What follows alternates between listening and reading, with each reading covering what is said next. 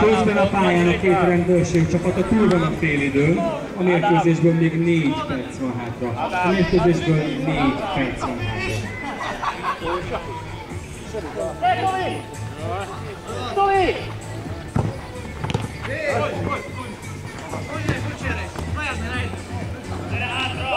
Előre van! Násri!